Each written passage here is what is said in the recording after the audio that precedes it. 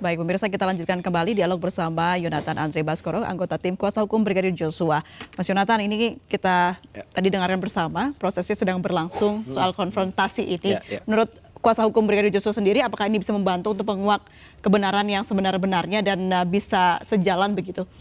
Iya, soal konfrontasi ini kan sebetulnya pencocokan berkas ya dengan berita acara pemeriksaan begitu.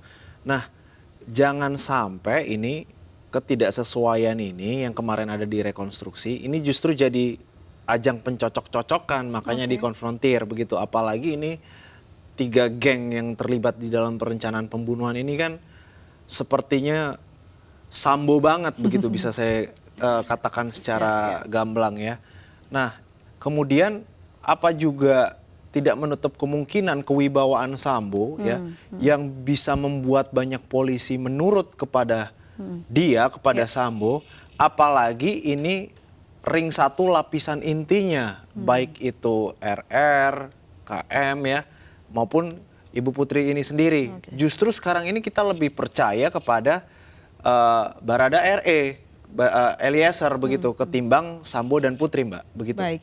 Dengan adanya rekonstruksi ini, agar tidak bias dalam proses, ya seharusnya apa yang dilakukan oleh penyidik mengenai rekonstruksi ini? Haruskah dilakukan secara terbuka lagi atau seperti apa, Mas? Justru seharusnya tidak perlu lagi ini diadakan konfrontir seperti ini. Karena kemarin kan sudah ada rekonstruksi.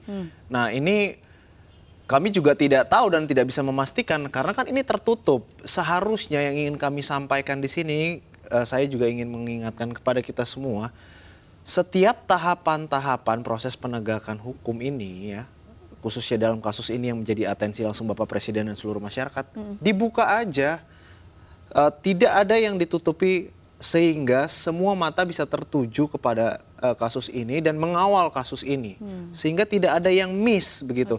Karena kalau misalkan ada satu saja proses yang miss begitu, maka rasa ketidakpercayaan ini akan tumbuh lagi seperti kemarin kita tidak diizinkan masuk untuk menyaksikan rekonstruksi. Padahal kemarin itu kan sudah mulai sedikit on the track lah begitu, Mbak. Nah, kenapa justru pada saat di jalan yang sudah mulai lurus ini tiba-tiba ada lagi yang tidak dibuka. Nah, ini kan makin turun justru kepercayaannya kepada pihak kepolisian, Mbak. Kekhawatiran apa lagi yang membayang-bayangi kuasa hukum Brigadir Joshua sebenarnya?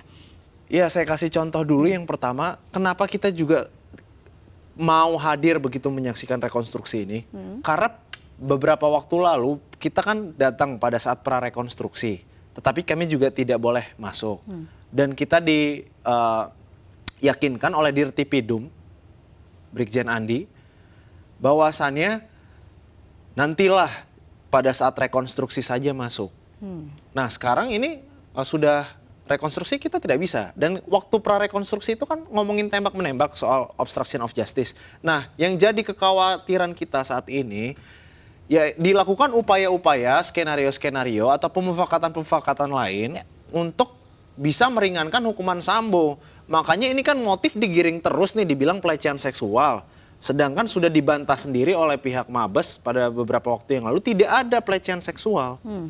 Nah, inilah yang kami takutkan, pencocokan ini untuk goalsnya bisa jadi untuk mengurangi hukuman ini, hukuman si Sambo ini. Ketakutan adanya ya mungkin ya pengaturan rencana lain begitu ya, di balik ini semua. Iya, betul, Mbak, karena kan kita lihat sendiri masih ada yang ditutupi, ya, masih ada upaya-upaya dan semua juga kita nggak tahu sampai sekarang ini sudah diberantas semua belum yang terlibat pada obstruction of justice itu. Baik, dikatakan tadi BAP-nya saja belum diberikan ya kepada kuasa hukum Brigadir Joshua. Lalu menurut kuasa hukum Brigadir Joshua, keterbukaan seperti apa yang seharusnya bisa diberikan kepada pihak kepolisian terhadap kasus ini kepada kuasa hukum Brigadir Joshua?